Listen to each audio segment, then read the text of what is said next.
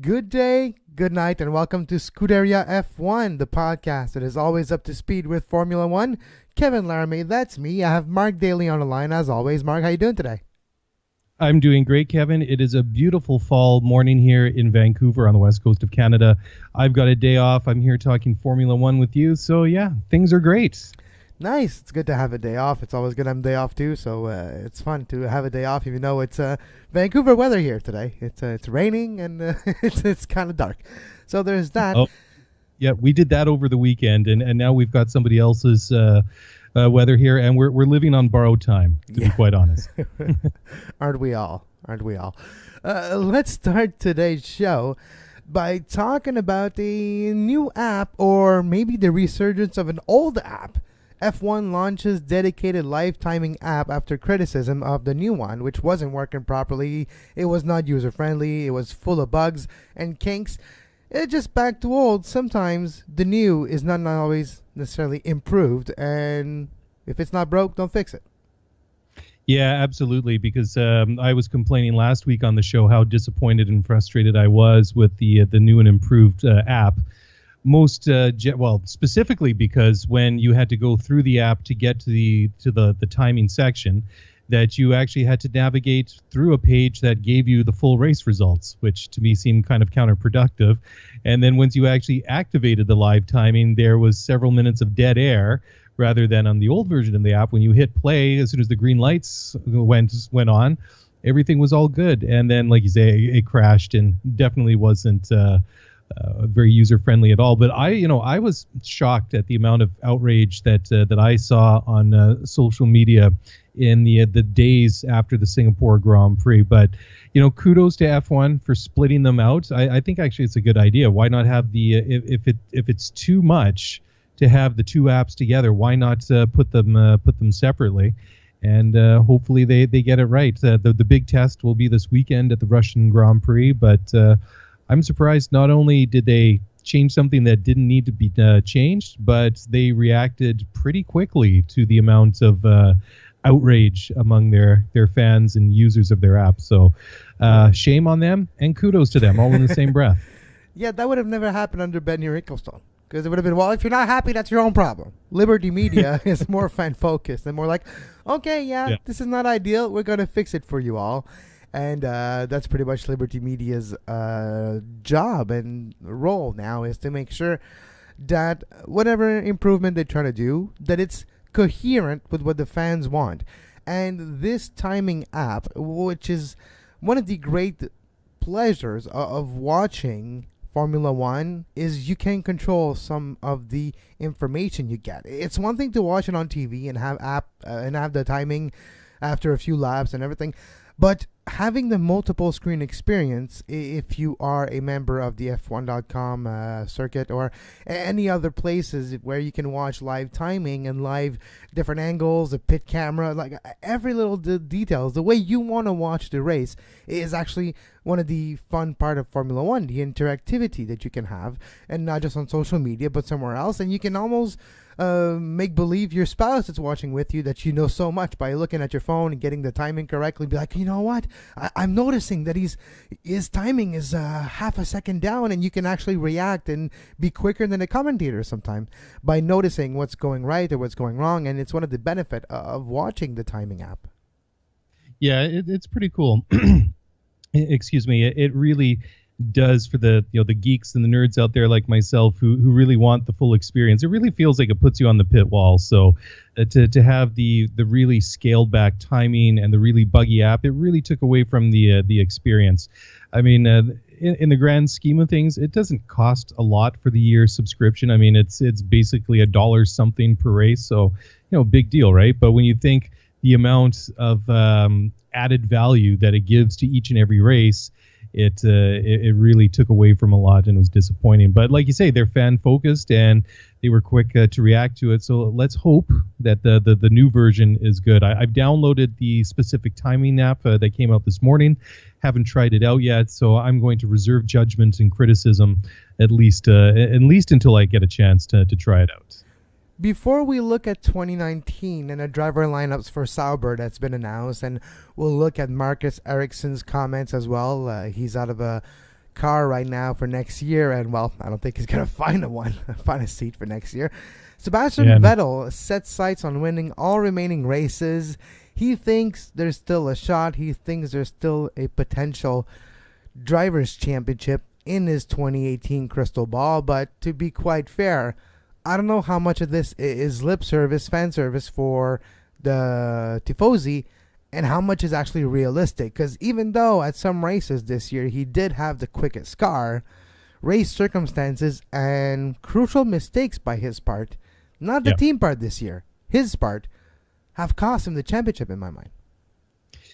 Yeah, Kevin, you're totally right, and I agree. I mean, if you take any one of these things, like incidents in races where he's thrown away points, on a one-off, it's not a big deal, because even guys like Lewis Hamilton have bad races and don't score.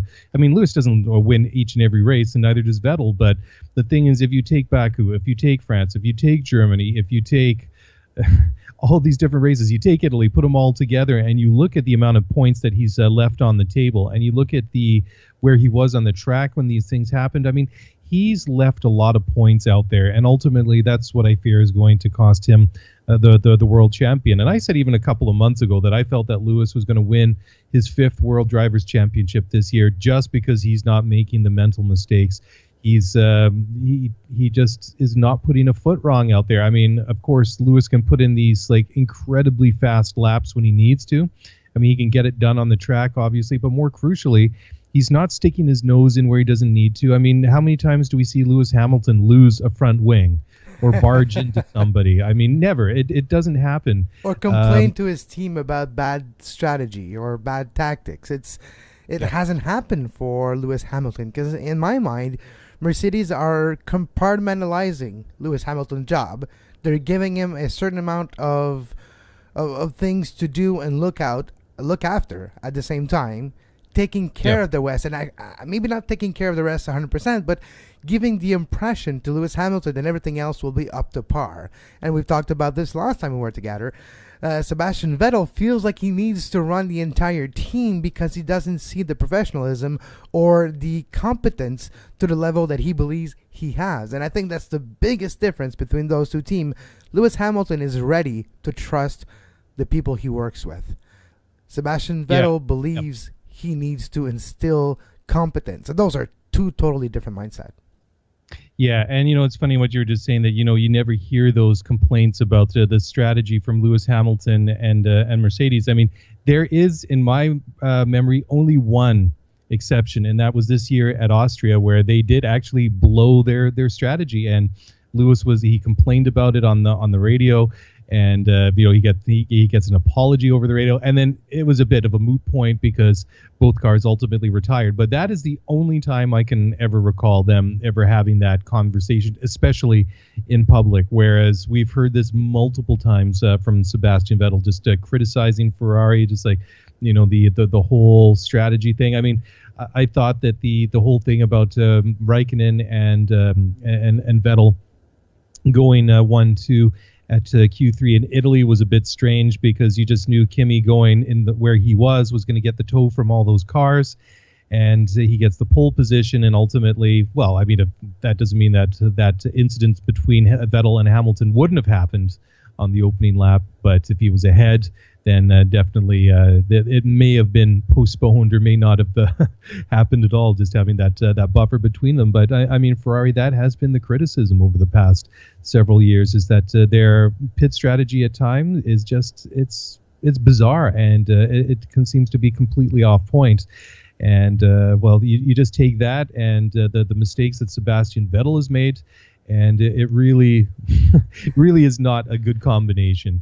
And I think that even though he's saying the right things, to his fans, that he's targeting 6 race wins in the remaining 6 races, when you get to that point where it's basically you need to win out, and you need a lot of help, the season, whatever sport it is basically done, because I know that it's 40 points. I mean, when Nico Rosberg won his championship in 2016.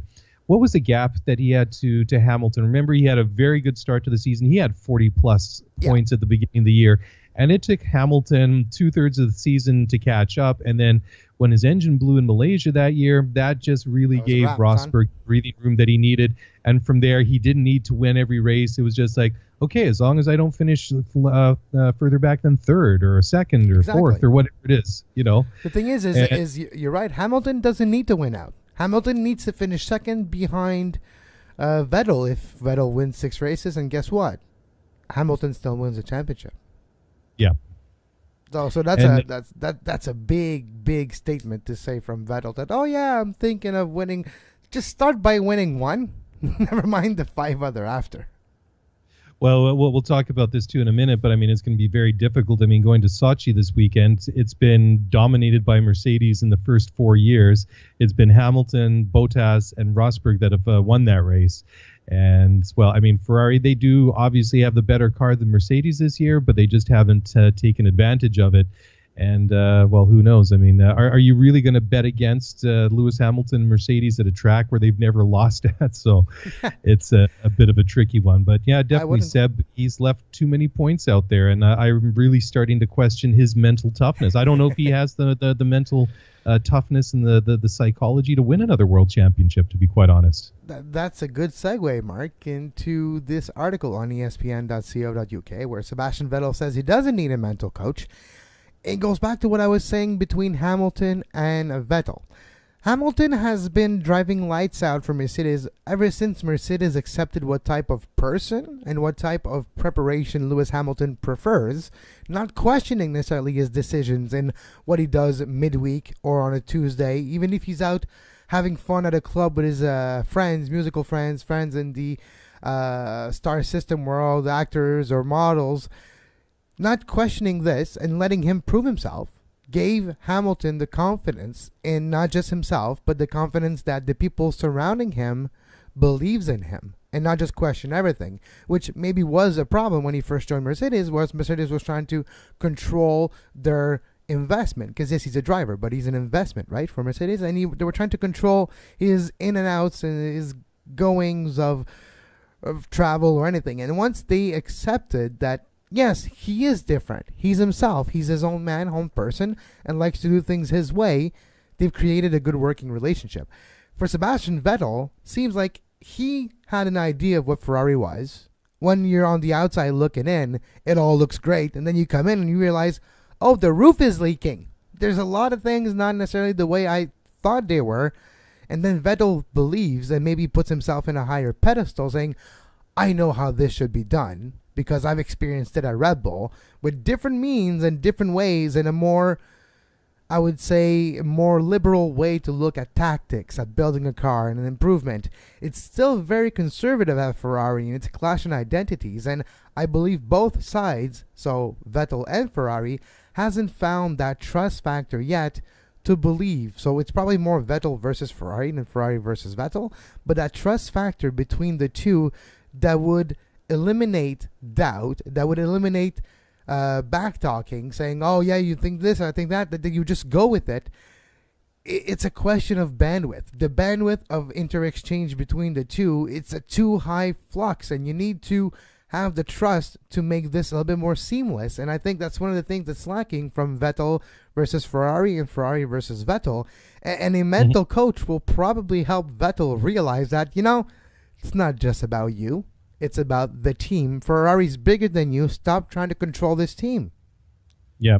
Well, this might be a little bit of an obvious statement that I'm about to say, but what the hell, I'm going to say it anyways. But the big moment for me that really made me question where his head is at goes back to Baku last year behind the safety car when he decided to play bumper cars with Lewis Hamilton. Yeah, when he thought that Lewis was trying to brake test him, and he pulls up beside him. I've never seen anything like that in Formula One until Sergio Perez did whatever he did last week in Singapore. Oh yeah, but it was no room. It was not my fault. I didn't see him. Yes, Sergio, sure. But that was a bit of an odd situation with Vettel and Hamilton that year. But even going back a couple of years, I mean, his last year at Red Bull in 2014, he finished 5th in the World Championship with 167 points. His teammate, Daniel Ricciardo, finished third in the World Championship behind Nico Rosberg and Lewis Hamilton. Lewis, obviously, he won it that year. But Ricciardo had 238 points, which was very, very respectable.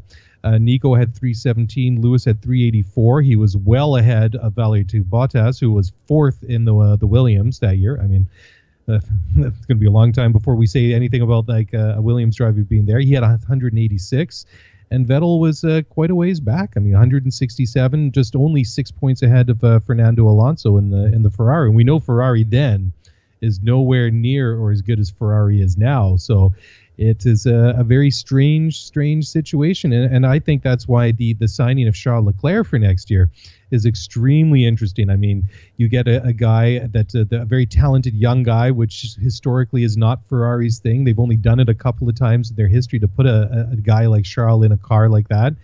And I think that he's going to provide the thing that Kimi couldn't do. And just I think that just one-on-one, I think that Seb is just that little bit quicker than Kimi. And I think that's maybe to a certain degree, he's just comfortable with that. Just consciously or unconsciously, he knows that he is just, if he just goes out and does what he does, he's going to be quicker than Kimi Räikkönen. But now you get a young, hard charger like Charles Leclerc, who's a very, very talented driver. Put him in an identical car instead of a Sauber, and I think I think it's gonna be interesting.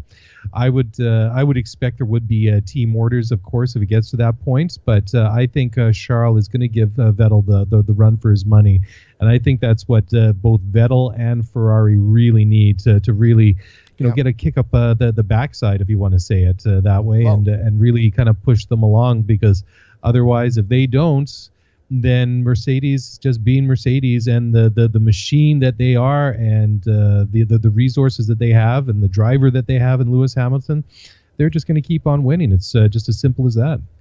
To kick Vettel off his pedestal, and I think that's truly what he needs to be shown. And look, you're good. You're pretty good. You won 4 World Championship. How much of it was you? How much of it was the Red Bull car? And this guy, Charles Leclerc, comes in, and he's going to challenge you. And you have to be ready to be challenged, because it's not what have you done for me lately, it's what are you going to do for me tomorrow. That's what Formula One is. It's an eye towards the future, not an eye towards back accomplishments. So I think that's one of the reasons why Leclerc is going to Ferrari. Speaking of an eye towards the future and not an eye towards the now or the past, Honda plans 2019 experiments in remaining 2018 races with an eye towards the future, with an eye towards giving Red Bull, the Honda engine, more scrutiny and more power and more performance is going to be asked by Red Bull versus Honda starting next year. And they're going to use the remaining races in 2018 to test some theories, to do some experiences with the engine, the drivetrain, in eyes looking forward to 2019. Well, I think that just goes to show you, Kevin, just how serious and how committed they are to Formula One and giving a good engine to Red Bull. And it's really amazing. If you go back just a year ago, there were real questions whether or not Formula One was going to be able to keep Honda in there. And of course, that was their desire, to keep them in the series, to power one team or another. And then you get that whole real bizarre kind of switcheroo with Toro Rosso and McLaren, and Carlos Sainz is part of the package deal. And that huge penalty clause that McLaren has to pay to break that contract with Honda, just to get Renault's instead. And you get the situation with Red Bull basically double dipping. I mean, they had the Renault engines in their car, they had the Hondas in their sister team. So they're getting the data from both engines this year, and I think that's why obviously they spent so much time earlier this summer making up the decision, making up their mind, which one are we going to go with, and ultimately they made that choice to go with Honda. And it's, I think, interesting that they are going to try out some of these theories, because where else are you going to get that really valuable data? Sure, you can do it on the computer modeling it. Sure, you can do it on the test track, but there's nothing like, for real world racing conditions, the stress that these cars and these engines undergo during the course of basically a 2-hour Grand Prix that runs for several hundred, couple hundred kilometers, couple hundred miles, and all the stresses that go into it. So I think it's really interesting. And again, if they can produce an engine that powers Red Bull, because we know that Red Bull's going to design a good car. I mean, that's just almost basically at this point. But if they can at least develop their engine to the point where Red Bull is, say, at a minimum, the same sort of benchmark as where they are this year, then they're doing very well for 2019. And if they're ahead of the Renault Works team and McLaren at that point, I think there's going to be a lot of egg on some people's faces, most notably at McLaren, the management there. I mean, this is a bit of a tangent, but I do feel a little bit more confident now that Zach Brown is kind of asserting himself and some of the decisions that he's made. But I think that is definitely a long-term project to turn that around. And it just does not look good for them every time you see Toro Rosso doing well, outperforming them, and then it doesn't look good that one of McLaren's basically rivals, Red Bull, decides, oh, well, if you don't want the Honda engines, we're going to take them. They're good. They actually have a lot more potential than the engine you have now. And we'll make him look good. That's a big difference, too. We'll make him look good. And so what does it say about McLaren, too? That their famed chassis maybe wasn't that good. Maybe it was that, too. Yeah, that's another very good point that you make, Kevin. All right, speaking of McLaren, Sergio Perez never considered a McLaren return for 2019. It is assumed that soon Force India, Racing Point, Force India will announce the return of Sergio Perez for their 2019 lineup. Speaking of 2019 lineup, Antonio Giovinazzi to partner with Kimi Räikkönen at Sauber in 2019, the sixth team to officially announce their driver lineup for the 2019 season. 4 are left. Are you surprised? And for me to see Giovinazzi, a Ferrari development driver, with Kimi Räikkönen, still huge ties with Ferrari, current Ferrari driver, this for me really shows that Alfa-Romeo Sauber is embracing their identity as a works team for Ferrari. This is going to help Alfa-Romeo Sauber have more data, have more comparison point, have more budget, future, whatever you want to call it, have more performances too, and embracing their sister team Ferrari and truly getting what Toro Rosso gets out of Red Bull. And I truly feel with that partnership, you have to really believe that Ferrari's like, okay guys, you Alfa Romeo Sauber. Alfa Romeo is one of our brands, and we're partners on a lot of things, the engine, the drivetrain, the power, the MG UK. How about you take our 2 drivers that we still have under our umbrella and you give them a job for next year, and we'll see what happens, and embrace your works team aspect. And this really is what I think it looks like now. It's really interesting the way that it worked out. So apparently Ferrari, the deal that they have with Sauber, they're allowed to nominate a driver for the second seat in that team. And apparently that's what they did with Antonio. And so the deal that Räikkönen made with the team, apparently he did on his own. So how much he did on that own, or how much it was kind of hinted at him to do it on his own so they could get their second driver in there anyways. So, well, that's kind of, I guess, a conspiracy theory for the tinfoil hat crowd. But I think that obviously Kimi, he brings so much experience to the team, and he's going to help them develop that car and be able to get more out of it. And then you're getting also a very good young driver in Giovinazzi, who had a couple of outings in the Sauber last year. Of course, at that time, that was a 2017 chassis with a 2016 engine in it, which it just wasn't meant for. So they struggled basically from the very first lap at the Australian Grand Prix to the very final lap at Abu Dhabi last year. But I think that it's obviously a team that's moving up from the back of the grid into the midfield. And it's kind of interesting to see how things are kind of changing around in Formula One. I mean, Sauber on the way up is watching Williams on the way down, and they're kind of crossing paths there. And it's going to be fascinating to watch. And I think that it's good to see, because, I mean, it seemed to have been a team on life support for the last little while, or several years, until Monica Kaltenborn was ousted, and Vasseur came in, took over as team principal, and of course this year, they have the Alfa-Romeo sponsorship. The car's completely rebranded. You get Charles Leclerc in that car, and all of a sudden things are looking really good. Things are looking nice, and then of course the moves for next year. I think the future is looking bright for Sauber. They're not going to be that sort of last row joke that they've been for the last several years, and I think too that's just the fact that they're bringing in, or that Antonio's going there and Ericsson is out as a pay driver, I think says a lot, because I mean Charles has been so much faster than Ericsson this year, and an identical car. And it's just like, okay, well, I mean, that obviously comes down to talent, because we know the Sauber is not one of the best cars on the grid, but I mean, Charles has been scoring points when he's been taking it into Q3. I mean, Ericsson's had a couple of good drives here and there, but I mean, for the most part, it's been polar opposites between what those two guys have been doing with that car. Seems like F1, and this might be a hot take right here, but seems like F1 slowly is moving away from the pay-to-drive drivers.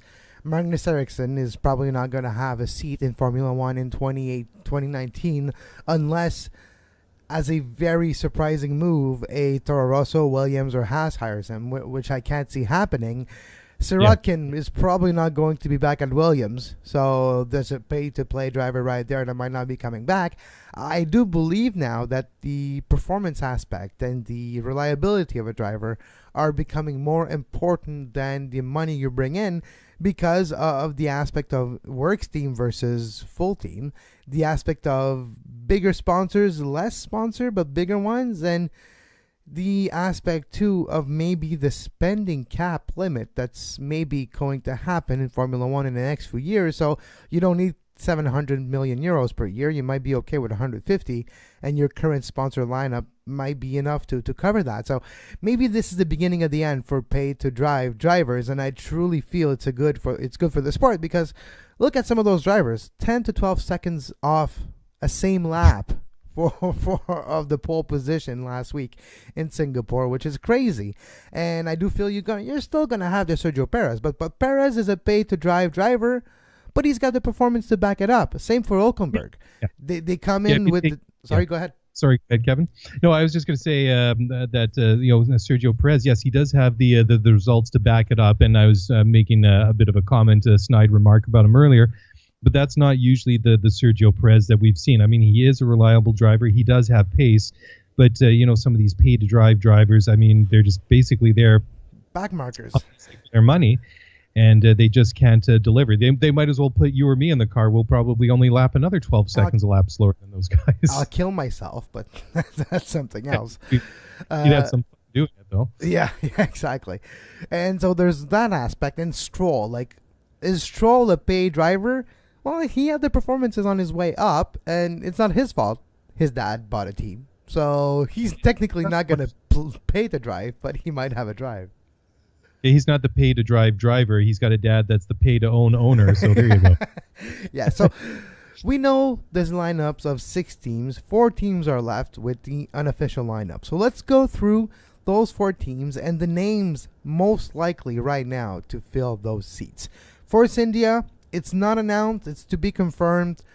But I believe you can put a lot of money on the return of Sergio Perez and the transfer of Lance Stroll to Racing Point, Force India. Yeah, that just seems to be, I wouldn't say the worst kept secret in Formula One, but it just seems it's very obvious that it's going to happen at some point. So, I was listening to Lance getting interviewed before the Singapore Grand Prix. He, of course, kind of played his cards close to the chest, saying, I'm just thinking about the race ahead and the rest of the season here at Williams, and whatever comes in my future kind of thing. We'll deal with it as these things come up. So. It's not what he said, it's what he didn't say, and of course, you wouldn't expect him to give something away at that point anyhow. And yeah, I mean, Perez, it just sort of seems that he's going to be back there. I mean, he said it was that going back to McLaren didn't seem to be, it was never on the cards. I mean, obviously they've got their lineup with Lando and Carlos Sainz for next year, which is going to be interesting to watch, but It just kind of seems that would be the logical move for Force India to make, and I don't think it would be a bad move. I mean, Lance himself has been saying he hasn't had the real chance to show his full potential in Formula One. Because Williams' car is terrible. Literally. Exactly. Yeah. You've taken the words right out of my mouth. I mean, he was good in the junior formulas. He was very successful, but he comes into Williams, which was a good move at the time, but they just have not been able to design or deliver any kind of car that's competitive. And who knows what even how much better a more experienced driver. I mean, the one criticism, of course, is that a young guy like Lance and a guy like Sergei Sorokin, who don't have the experience in Formula One, might not have been able to as accurately help them develop that car and give the engineers and the designers the most, I guess, useful feedback. But hey, whatever. I mean, it just like I say, seems like a good move to go to Force India for him and go there with Perez. The development of the car, the onus of it is not on the driver, though. It's on the engineers, and it's on the management of a team. And guess what? From Claire Williams down, Williams hasn't been good enough. Period. Don't just blame it on the drivers. Take the blame on your shoulders too, Williams, because, well, it's your fault. And now moving to Toro Rosso. And this is where it becomes interesting, because apparently this weekend, a Russian Grand Prix, we will have an announcement, because 2 weeks ago they mentioned expect an announcement in 2 weeks. And if you look at the Red Bull driver development system, they're all out of super license points. They don't have any drivers that has enough super license points to make their F1 debut next year. And, well, it's in Russia, the next Grand Prix. That there's a Russian former driver for both Red Bull and Toro Rosso, and he's been seen around the team, so expect Danny Kvyat to be confirmed for the 2019 Toro Rosso lineup. Isn't that just amazing? I mean, it's only been just a year. What was it? After Silverstone last year was basically when he was out at Toro Rosso, and I thought, oh, that's him. He's done. Gets that test driver role at Ferrari. And well, I mean, that's not necessarily a bad gig, but of course, you're not racing in Formula One. But it's interesting how it's just worked out that way, and it kind of brings into question like a lot of these sort of young driver programs. I mean, there's been all these sort of talk about like Ocon and Wehrlein and these the Mercedes drivers, and especially Ocon, who obviously has talent and has been able to do pretty decently. I mean, he's matched up pretty good with his more experienced teammate Sergio Perez at Force India over the past year and a half. Yeah, he's been the better of the two, if you ask me. Yeah, actually there is a very good argument to be made for that point, Kevin. I would not dispute that. But it's just funny that with all the changes going on, especially at Force India being taken over by Lawrence Stroll and his consortium and wrenched away from Vijay Mallya and finally getting cash flow back into that team, how that they've sort of gone back, they've sprung back to the performances that we've seen over the past couple of years. One of the best of the rest teams, sort of like in that top half of the grid. And just now that it just seems a foregone conclusion, it's going to be Perez and Stroll, and Ocon is the guy now that doesn't have a chair now that the music stopped. It's just that how those Mercedes ties are really, really handcuffing him, and how other teams do not want to go near him with a 10-foot pole because of that. And Toto Wolff has been saying now that they're willing to play the long game with guys like Esteban, and it just might mean that for the next year or so he might not have a seat in Formula One. So he'll be a very good simulator driver for Mercedes. Yeah, exactly. I mean, it might be something like that, but I guess that sort of, and we could probably do a whole show on this, is maybe the whole discussion about the young driver programs. And then the possibilities of third cars, but like I say, that's a long and detailed discussion that we probably don't have time to fit in this afternoon. And the other name now that's been talked about for Toro Rosso, it's interesting because we mentioned how the Mercedes ties for Esteban Ocon might impede his chances to get a drive somewhere else. Yeah. One driver who used to, and I say used to because it happened earlier this week, used to have Mercedes ties, Pascal Wehrlein, ripped those ties and shred them to pieces. Now he is literally a free agent with no ties anywhere, and he's been linked with Toro Rosso now.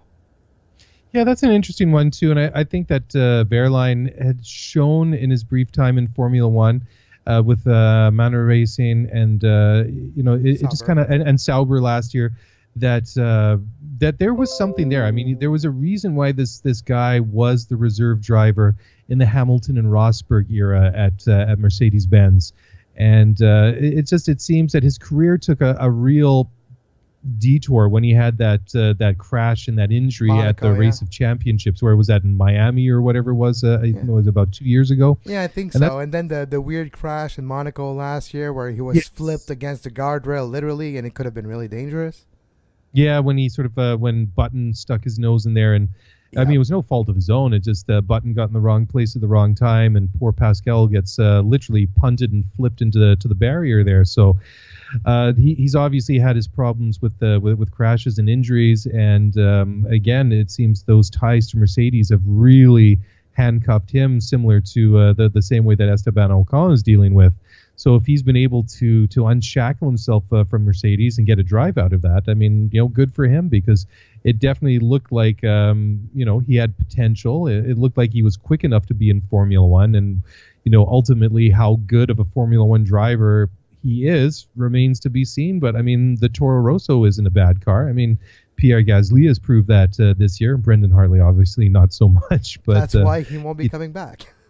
Yeah, exactly. I mean, he's been living on borrowed time for half a season already. I mean, those rumors were going back to sort of the latter part of the spring when Franz Tost was trying to sound out McLaren about signing Lando Norris for the remainder of this year and then for a deal for next year. So I mean, he's just keeping the seat warm for somebody else at this point.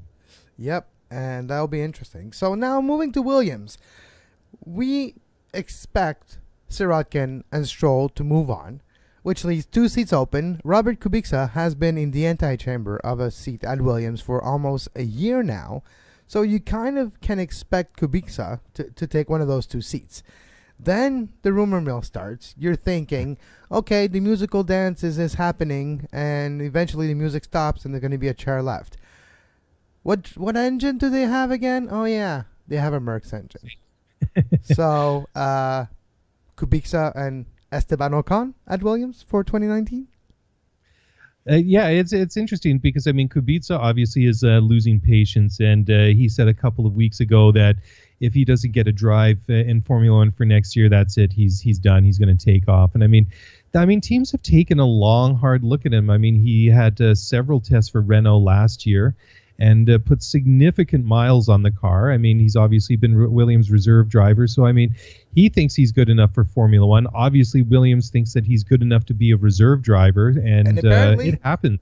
Sorry to cut you off, Mark. I was going to say, and apparently, he's the fastest of the 3 drivers too, and that's the thing, where the driver who is the fastest on a 1-lap basis is never given a chance to actually do a race this year, which is Robert Kubica. Yeah. And I mean, Kubica, I mean, he had potential. I mean, when he broke into Formula One 10 years ago, I mean, we saw it. I mean, Williams 10 years ago was much better than the Williams was now, or is now. And we saw him do quite well in the time that he was there. Obviously, his career in Formula One was ended prematurely when he had that horrible crash in rally cars that, nearly cost him his arm. And it's been a long struggle back. I mean, just to the fact that he's in Formula One and was testing was amazing enough. But to see that the guy is in the conversation for a race seat again just absolutely boggles my mind. And I mean, if he is the fastest of those 3 guys, why not give him the opportunity to race? I mean, what do they really have to lose at this point? They're not designing good cars. They're not competitive. I mean, at least give it to the one guy that might be able to get some more out of it. I mean, let's go back to this. I was just going to say, Mark, guess what? If you bring Robert Kubica back, guess what people will be talking about in the first few races and in the first few press conference? Not about how terrible your car is, not about how you lost Martini sponsorship, but they'll be talking about the great story that it is to see Robert Kubica back on an F1 grid. And if that's a positive story, and Williams needs positivity right now. Oh yeah, I mean it's been that's a great point. I mean, they haven't had any positive press around them probably since Felipe Massa retired. The That's first time. probably the last piece of good news that they had, and that was kind of not really good news, but I mean it was more of a testament, to recognizing the career of a very good and very popular Formula One driver, and ever since, the focus has been on the negative, on what the team hasn't been doing right. So they need good press in whatever form that they can get. Now, the last team with a to-be-confirmed lineup for 2019 is Haas. And if you would have asked me this question last year, I'd be like, Romain Grosjean, of course, will stay. And then Magnussen will be leaving. But Magnussen has been one of these standouts this year, consistently outdriving his teammate. And it's more and more likely each day that passes that Romain Grosjean will not be back with Haas, never mind in Formula One, for next year, maybe with a potential swap in mind. Let's not forget, Haas is one of the few teams to have stable teams in different type of racing. They have an IndyCar team, they have NASCAR teams, and they might be able to put Romain Grosjean in a different setting where he can be successful, especially if Alonso goes to IndyCar next year. Wouldn't be surprised to see Grosjean go to IndyCar as well, and to replicate success of other French drivers like Sébastien Bourdais and company. This leaves a door open for a driver that is driving for Haas right now in IndyCar, and that has a lot of ties to Haas, being both American and working for Haas for a long time. That'll be Scott Dixon. So do not discredit the potential of having Kevin Magnussen and Scott Dixon driving for Haas F1 next year. Yeah, that would be fascinating. I think that K-Mag deserves to stay with Haas. I mean, he's been pretty stable all year. He seems to have found like a pretty good home in the team there. And Grosjean, I think he's had more than his fair cracks at Formula One, and this year he's had some too many bizarre instances. I think he was the right guy at the right time when they came into F1 in 2016. Definitely, they needed somebody with some Formula One experience to help get that team going. And I think it was a good move then, but ultimately he's kind of proved to be his own worst enemy, and he just hasn't been able to match up. I mean, your teammate is always going to be the benchmark. So, I mean, if you're, the guy that's got more experience and you're supposed to be the guy and you're miles behind your teammate, then there's something wrong with that. So I would not be very surprised to see, Grosjean not back next year. I mean, you look, Magnussen, he's currently 9th in the World Championship with 49 points, and Grosjean, he's 22 points adrift in 14th place. I mean, he's mixed up right there between just ahead of Leclerc and just behind Gasly. So, I mean, I guess that's kind of par for the course. But I mean, when you're that many points behind your teammate, I think that is the ultimate kind of yardstick. So they kind of really need to make a decision there, and it would be fascinating to see Scott Dixon in Formula One. So, just in general, though, just talking about all the changes that we've seen in Formula One this year with the driver market has been, I don't know if it's unprecedented, but I certainly don't remember a season like it, and I think it's been pretty amazing. I think it's exciting too to see like where some of these guys are going to be for next year, and just how this could all really play out. So I'm really looking forward to 2019. And just to see what the grid finally looks like and who ends up where. The beginning of the changing of the guards, and I think it's about time. Yeah.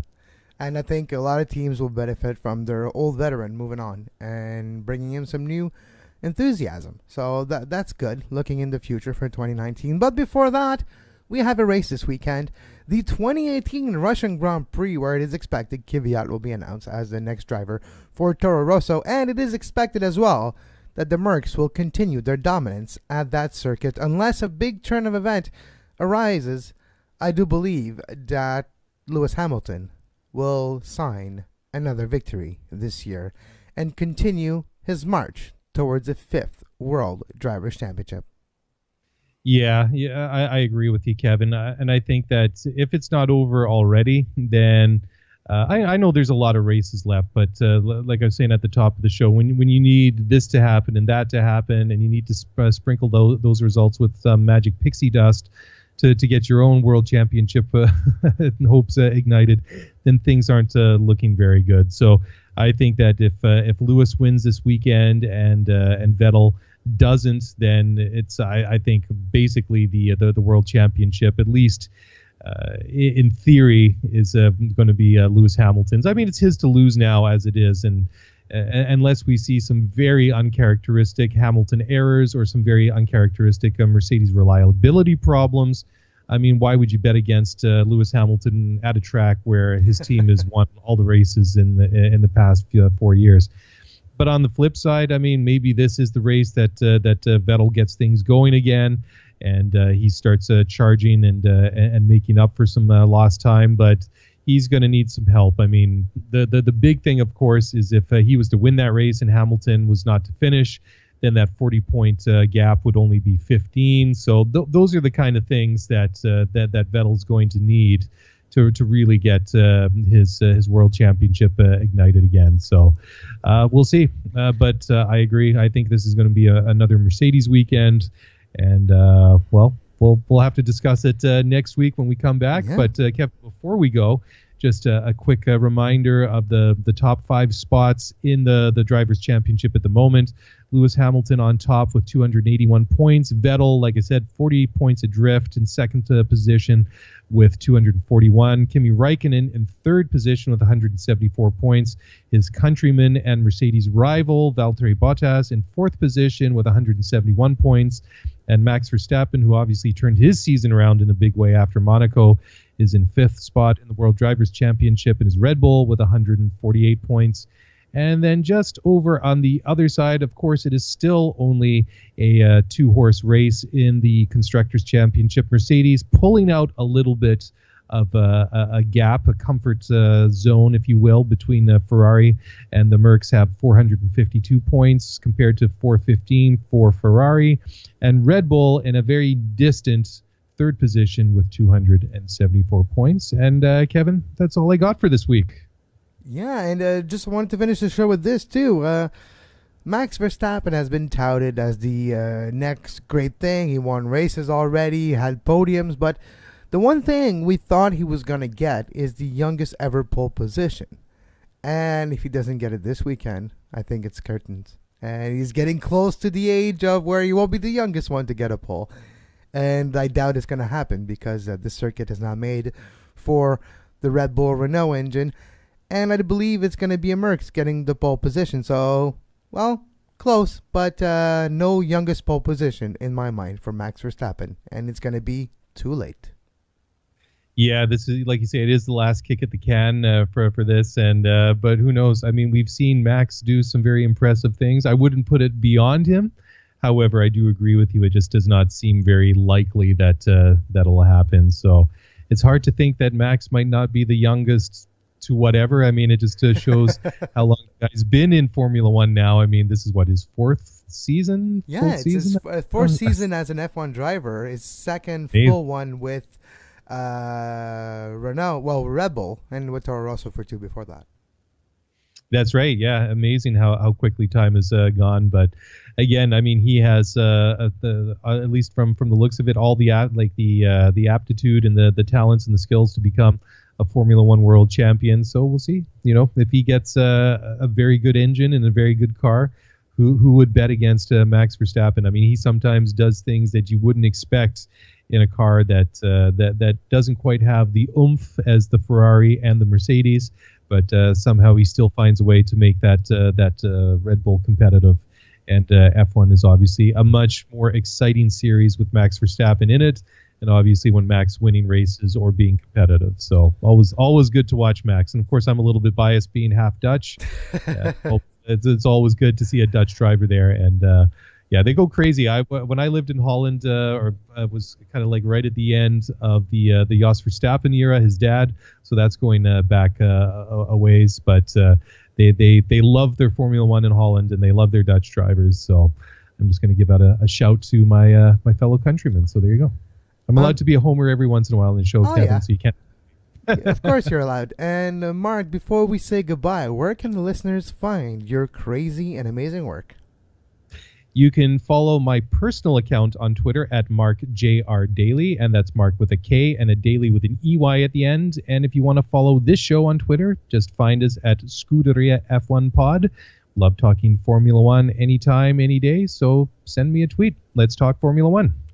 And you can follow myself on social media at Kev Laramee and the network at SportsPodNet. You can find this podcast anywhere you get your podcasts, and at Scuderia F1 Pod.